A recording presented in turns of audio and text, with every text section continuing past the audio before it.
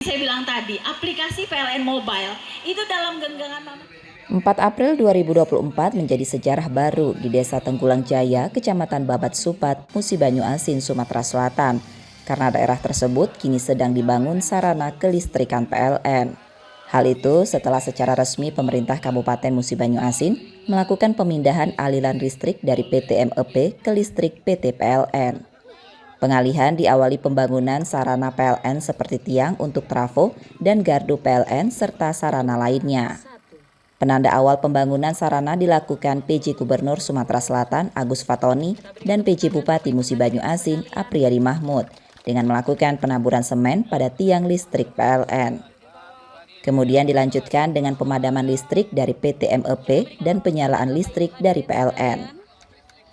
Pengembangan kelistrikan di kabupaten ini dilakukan agar masyarakat dapat menikmati layanan langsung dari PLN. Pengembangan dilakukan secara bertahap hingga nanti mampu dinikmati sampai 52.000 lebih kepala keluarga.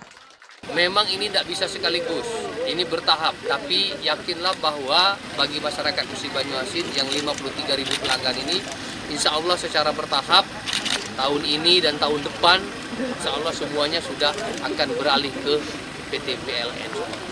PJ Gubernur Sumatera Selatan Agus Fatoni mengatakan, kerja keras pemerintah Kabupaten Musi Banyu Asin sudah menunjukkan hasil demi masyarakatnya. Kita perbaiki fasilitas yang ada, kemudian kita lengkapi semuanya, sehingga nanti masyarakat bisa menikmati pelayanan PLN yang lebih baik.